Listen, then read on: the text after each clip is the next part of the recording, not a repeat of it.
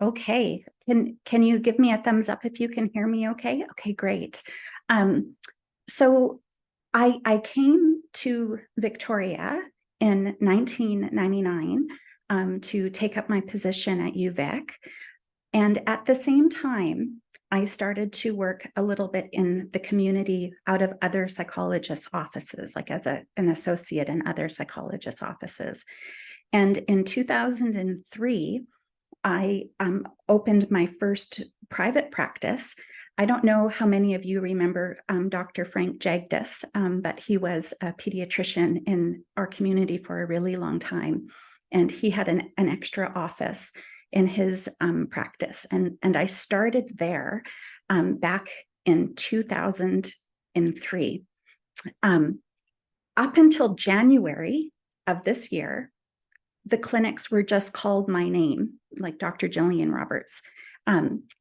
But January 1st, we rebranded as MindKey Health. We always had the key as a logo, and so it made sense to incorporate that in a name that would go forward and reflect the work of my team, because it's not just me anymore. It's a great big team that is trying very hard to serve our community. I wanted to encourage you to connect with me. And, I'm on Twitter and Facebook and LinkedIn, but I would love to connect, and I respond to messages, I respond to questions. Connecting with me on social media is going to get a quicker response than likely going through my offices. So I would just really love to know that we could continue the conversation past today.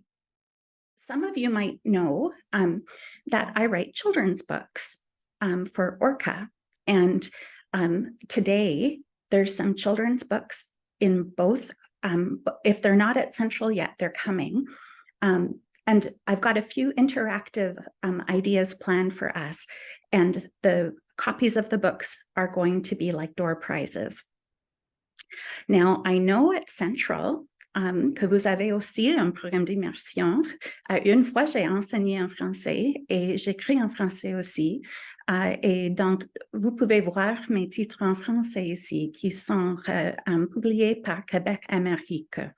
So, for those of you at Central in French Immersion, there's French titles as well. In fact, the books have been translated into about 5 or 6 different languages, and they have sold over 200,000 copies since I started writing them. So I mentioned that in 2003, I started to see children in the community, and I think I'm probably best known for doing psychoeducational assessments. We also do crisis intervention and counseling, child and family counseling, and we've started to provide some supports to adults, like going beyond the children. The reason is because my children that I saw early on in my career are now having children themselves. I can't do it by myself. I tried to do it by myself for a really long time, and it just was impossible. And so I've slowly have developed a clinical team. We have our main office is on the mezzanine level of the Parkside Hotel. We have a second clinic on Beacon Avenue in Sydney, and this past April opened up a West Shore office in Belmont Market in Langford. Now, one of the things that children would know me for is that I've got a thing for owls, and in every clinic, there's 101 owls. Some of the owls are obvious, they're paintings on the wall, but some are little owls hanging from the ceiling underneath a chair by an electrical outlet. And my hope is that children, when they're waiting to be seen, their little eyes will look around and they'll try to count the owls. And eventually I get asked, why do you like owls? And I tell kids and teenagers about Greek mythology, the goddess Athena, who was the goddess of wisdom and strategy. She was a warrior. She had an owl as a pet, just like Harry Potter had an owl as a pet. And ever since the ancient Greek times, owls have been a symbol for wisdom. We need to be really wise to do a good job by children. We need to look at what the research is saying, what we know to be fact. We don't do what is just easy or cheap or what we've done for years before. We make our pedagogical decisions based on what our field is telling us is best practice. And for me, an owl represents the necessity of always going back to the research to make sure that I'm current, that I'm teaching the best and the newest information. All through the presentation today, I have given you primary sources, some sources that date back to like 1940s, but for you to be able to look and go and see the original studies that so many of us, we talk about things, but there's a root in the research where they come from. And I'm sharing that and also in the reference with you today. For the older students that I see, we have a clinic playlist that I'm constantly adding to with inspirational songs like Lean on Me and Imagine by John Lennon. So all of the teens that come, we share the playlist with them and they give me ideas of good songs to add. And it's an ongoing connection I have with children that are a little bit older. Children that are younger, we have a treasure box where there's treasures. Every time they come in, they get to pick something out of the treasure box. And I try as much as I can to have good quality things in there for them to take home with them.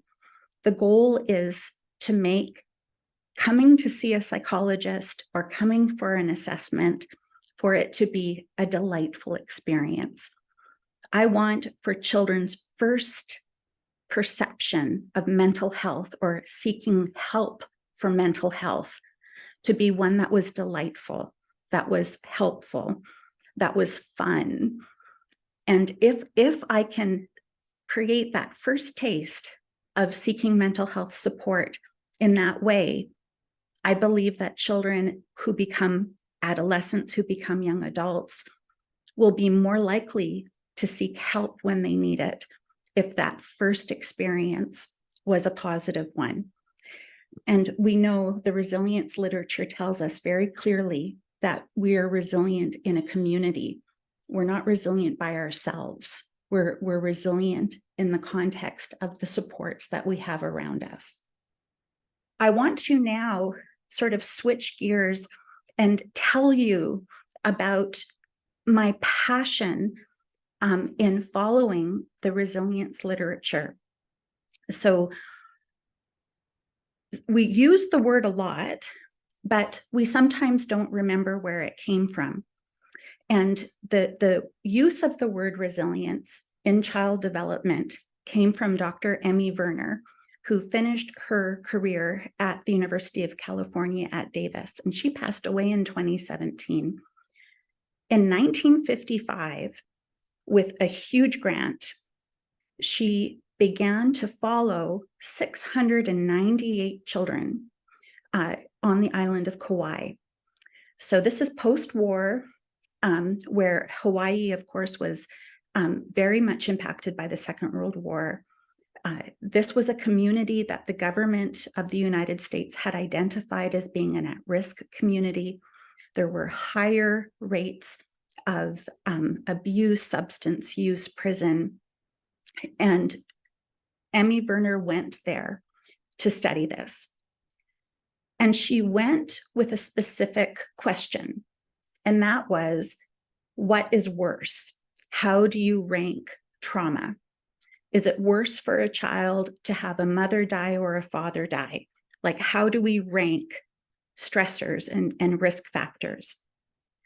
And very soon into her research, she realized that she was asking the wrong question. What was more important to ask was, what are the protective factors? What are the things or supports in a child's life that allow them to bounce back from trauma or succeed despite having obstacles in front of them? And I'll give you a very good example. She would ask, you take two families, and both families lost a mother. Both of those families are struggling. How do you rate what trauma or what risk or what challenge was worse? You know, what really mattered was, did one family have supports in the community, an elder sibling that could step in and provide support to the younger siblings, a church community who could provide help, like unconditionally supportive teachers and other adults in the children's lives. There were other things that made a difference, and it wasn't any longer about measuring risk. It was about understanding what protective factors matter. And I have found this work and the ongoing work to be phenomenally inspiring, especially when we're faced with so many challenges and children come with so many complex challenges. How do we begin to make a difference or to help them, right? I go to what the literature tells us. I go to resilience theory and the resilience studies to guide how I think and how I practice and how I train our team to practice. After Emmy Werner came Ann Maston, and Ann Maston is still working. She's at the University of Minnesota at a child resilience. She's created an internationally famous child resilience center at the University of Minnesota. And she's sort of taken up the gauntlet and has continued the work of Emmy Werner, and has done groundbreaking research around disaster. So like Hurricane Katrina and all sorts of other school shootings and different things. And her work is really amazing. That story to resonate so beautifully with the stories that I was collecting from practice. I had the chance to see children when they were very little, and psychoed assessments need to be redone every 3 or 4 years. And there are children who I got to see 4 or 5 times between the ages of 5 and 25. And all of that firsthand clinical experience combined with the research that I was doing and continue to do at the University of Victoria has led me to think about child resilience in a very particular way. And it's critical that we think about children and children's mental health. Most, like the vast majority of adults who are significantly impacted by mental illness, the symptoms began in their childhood. There's been an incredible increase in the amount of children presenting in hospitals and in clinics with a serious form of mental illness or developmental challenge. The suicide rate of children is increasing dramatically and is absolutely frightening with our Indigenous children on reserve and on reserve up north. We know that at least a fifth of people live with a diagnosable mental illness. So from all these different indicators, we can see that our children and our young people need help. And COVID came and made everything 10 times worse. I have been studying how COVID has affected our children and what has allowed children to be resilient despite COVID. How COVID has been very difficult is for some children, they were born, that was normal, that they don't remember a time before COVID. Other children didn't get to see anybody, like children that were single, like only children in a family, didn't get to play for a very long time with any other child. There's children whose families had significant financial challenges, children who had members of their family die or be hospitalized. So it was a critical time. And the one thing that the resilience literature says very clearly is that risk can accumulate, stress can accumulate, which means if you're starting out your day with a stressor already at play, it might not take a very big stressor on top of it to lead to a meltdown or lead to some kind of instability. It can all add up together. And so we have a community of children now that all have a COVID experience that makes it more possible for them to have a negative outcome developmentally. And so there's no better time than right now for us to be thinking about resilience and the resilience literature. Is I've created a compass, and it's a visual. It's aspects of resilience that through the course of my career, I've realized to be absolutely essential. And the way that I use the compass is like a SWOT analysis when I'm first working with a child. Children can come with so many layers of complexity, like being shuffled between parents' homes, like I could go on and on. And it can be very challenging as a clinician to know where to start. Like, what do we do, right? Where to begin? And I find that resilience theory can help me do that. And the way that resilience theory works is we're just trying to increase the odds. So it's like if you're playing poker and you want to have a good hand, that you don't know for sure that you're going to win the game, but having 2 aces is better than having 2 fours. Okay. So continually adding protective factors to the mix makes it more likely that a child will have a good outcome. And the compass is designed to do that.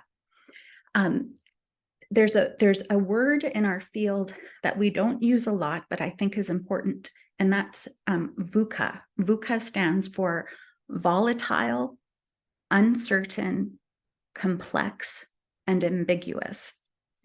And we are teaching and we are parenting in a VUCA world. There's many parents that never had social media themselves that are guiding their children through how to use social media or how to defend against bullying in social media. We have parents, mothers that have never seen any form of pornography, but their 11-year-old has seen pornography. We have bots and AI taking over jobs that it's like being at the onset of Henry Ford and the first mechanical car, and we're still training students to be blacksmiths, still training them to put horseshoes on horses, even though horses are going to become redundant in 5 years at that point in our history. So we're living in this very, very VUCA world. And with so much uncertainty, we can't have like rules anymore. Like you must have your computer in the kitchen with parental controls. Like rules, black and white thinking, binary thinking isn't going to help us. We need to think about things in a way that is more sophisticated and allows us to change and alter, be nimble, to parent and teach with alacrity. That's what's needed now. And so for me, a compass was designed for me and my team to respond in a standardized, similar way that was making the best use of the resilience literature in our field. And the compass is based on systems theory and resilience theory, and also with this incredible important idea that it's never too late, right? It's, you know, we might think that you have to see a child when they're 5 to make a difference, but you could see with Dr. Steve Mattis that he was like in his 20s and it made a difference. There's no too late. And so to be sure that we're communicating that to families and instilling hope and instilling motivation to do the right things by our children, to invest in our children. But the compass is based in systems theory. So systems theory believes that everything is in a system. So if you want to think about an ecosystem where the fish eats the poison, the bird eats the fish, the human eats the bird, right? There's these ripple effects that happen within a system. A little change at one part of the system can have a huge impact on another part of the system, okay? Classrooms are systems. The teacher, the children, the curriculum, those are all parts of the system of the classroom. And different things can happen that might seem small, but have a significant impact on that system as a whole. And why systems theory is important in considering resilience is that when a system opens, there's a chance to do something for a child that promotes resilience.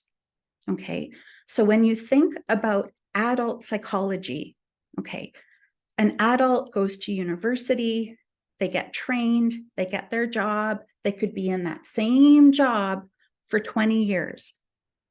That system isn't opening. People get kind of stuck into a rut, and it's difficult to make change. Children, because of their developmental pathway, are changing all the time. Every new year is an opening of the system. Every new grade is an opening of the system. Having an assessment done is an opening of a system. Seeing a counselor is an opening of a system. And when these systems open, it gives the competent and important adults in that child's life the chance to do something, add a protective factor that will have a ripple effect for that child and the family. And it fits so beautifully with resilience theory. So again, as I mentioned, resilience as an idea came from Emmy Werner. In 1955, she decided to do a longitudinal study, 698 children. She studied them for 40 years. It was one of the best designed prospective studies that we have ever had. And she was able to identify some of the first known primary protective factors. And we've heard of them. So she found that the children in Kauai who had at least one supportive adult figure in their life, other than a parent, so a teacher, a coach, mentor, made a significant difference for children. The children in the family that were older did better than the children, on average, did better than the children who were younger. And the idea here is that they had more responsibility, they had more agency, they had self-efficacy. Okay. She found that families that had a cultural connection, so whether that be church or a Polynesian cultural connection, did better than the children that didn't. Children who had positive temperaments and who were not irritable and sad and upset all the time did better than the children who didn't have positive temperaments. So she has gone on and on and on and helped us to understand what the most important things to consider were.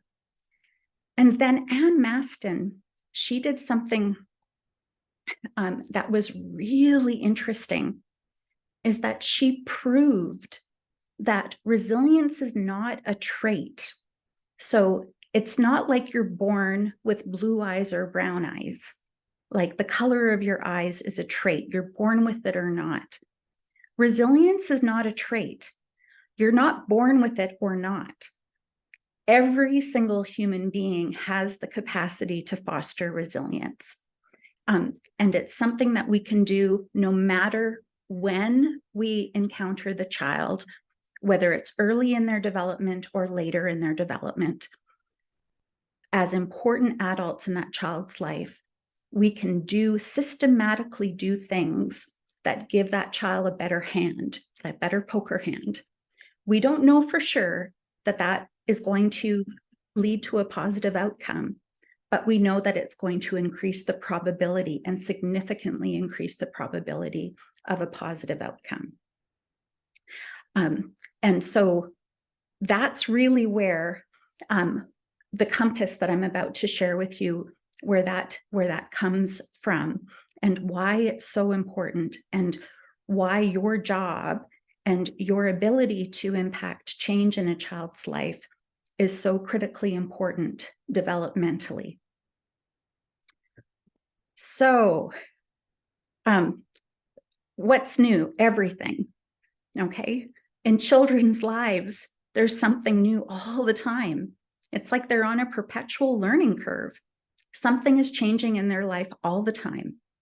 And with every change, there's an opportunity to promote resilience. And it's never too late. There's always hope. If there's one gift you can give a family, that is hope. So it's so easy to lose hope, to feel like the system doesn't work, that the children are so far behind the curriculum goals, that a child's been to 7 different foster homes. Like, it's so easy to lose hope. But it is incredibly important that we help children and families and colleagues develop hope. So the first part is start early. Think about intervention as early as possible. Start addressing things as early as possible. One of the things that Anne Maston's work taught us was small things done every day had a big impact on the system. So reading to a child for 20 minutes every day over the course of 2, 3, 4 years has a compounded interest impact. Okay. She called the habits that we establish every day, she described it as ordinary magic. So the idea there is starting early with something that becomes a habit. It's like something that maybe might feel very ordinary, but over time, it has a big impact on development. The second is unconditional love or acceptance. And so unconditional love or acceptance is that grace of giving a child space to make a mistake, to show up differently, to be forgiven, to be able to outgrow a reputation, a parent who's in tears. Okay, so unconditional love or acceptance is that grace, that space that allows us to develop a growth mindset. Staying current, okay, the staying current is about who's influencing our children, okay? What are our children watching? What are they reading? What are they listening to? What games are they playing? Who is influencing them? Are we connected and engaged and turned on to all of that? Are we taking the time to talk with children and understand what is going on in their life? Are we staying abreast of the changes in our field? The new curriculums, the new pedagogies, okay, staying current. Setting smart boundaries is incredibly important. And boundaries, we talk a lot with our kids about like a physical bubble. But smart boundaries is also things like keeping your promise, not passing on. So, and on the internet, there's some guidelines for how to be a good digital citizen. So when I was growing up, I was told you never pass along an insult. You only pass along a compliment. So if a classmate says that they don't like their friend's haircut, you wouldn't repeat that. You might hear it, but you don't repeat it. If you see something that is embarrassing or shared without permission or something like that online, you don't like it and you don't share it. It stops with you. Okay, that's a kind of boundary. And so to make sure that we are talking about not just physical boundaries, but emotional boundaries is important. So this is actually a typo that should say nurture relationship. Sorry that I missed that, but nurturing relationships. It's that community, that togetherness, that connection, that understanding that we can't be resilient in isolation. And there's so many layers to nurturing relationships, whether it's between children, between parent and teacher, between colleagues. But nurturing relationships is certainly, if not one of the most important aspects of resilience. Losing stigma and prejudice. Okay, so we know that our children who identify with the LGBTQ community, if they are not supported by their parents, their risk of suicide is incredibly higher. Okay, we know that racism against our Indigenous, like systemic racism against our Indigenous children is incredibly harmful. And there's systemic racism in our medical system. And Truth and Reconciliation is asking us to fight back against that. Rosalia Bella is one of the Supreme Court Justices of Canada. And I've actually been interested in her and have followed her since I read a royal commission that she wrote in 1985.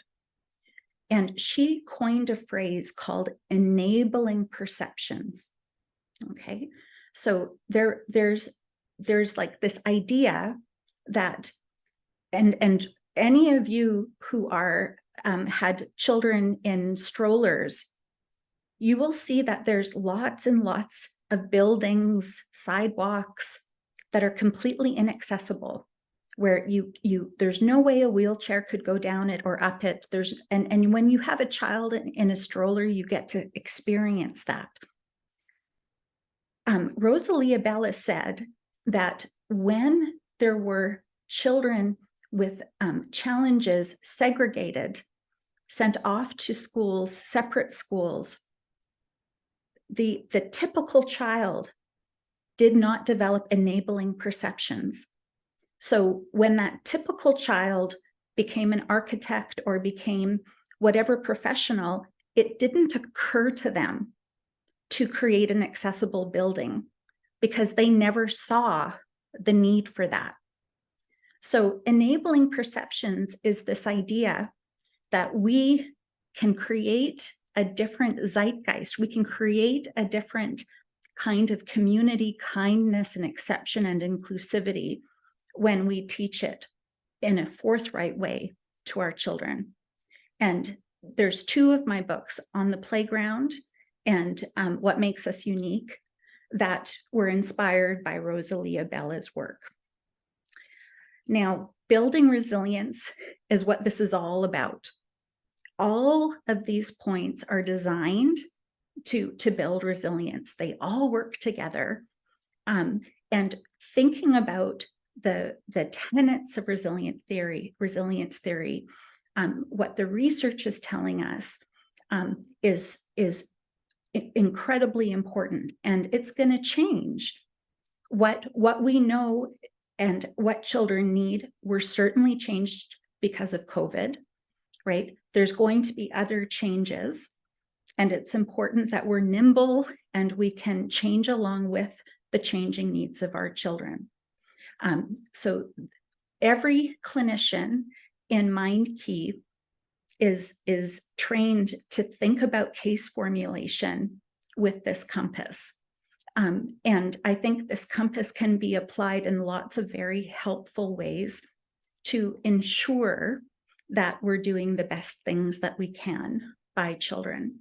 So those are the 7 points of the compass, which I've designed to help sort of situate the thinking in a way that is most likely going to result in a positive outcome. And my little book, My Promise, this was my last book, my most recent book, that was published, beautifully illustrated by Slavka, who's a Czechoslovakian artist, just beautiful, beautiful illustrations. What I've tried to do in My Promise is distill the 7 points of the compass into the most simple takeaways for a parent and a child. And what I'm going to end with, I'm going to end with this. This is My Promise, read by a child. It's a board book. It's not very long, but this is meant to sort of encapsulate all of the different concepts that we were thinking about today and communicating them in the most simple way possible. Hi, friends. Let's read My Promise. So let's start. My promise. When you were born, I promised to take care of you. If you wander too far away, I will come find you. When you feel small, I will teach you to be strong. If you feel alone, I will gather others around you. If you want to change, I will understand. I will help you. When you need help, I will guide you. When mistakes are made, I will forgive you. Because when you are born, I promise to take care of you. So all today, I've been trying to connect the information with the primary sources to underscore the importance of evidence-based practice. So Elizabeth Kubler-Ross wrote this quote. I share this quote with people that have undergone tremendous trauma and they're in a place of trauma recovery. And I'll read it to finish off our time today. The most beautiful people we have known are those who have known defeat, known suffering, known struggle, known loss, and have found their way out of the depths. These persons have an appreciation, a sensitivity, and an understanding of life that fills them with compassion, gentleness, and a deep, loving concern. Beautiful people do not just happen.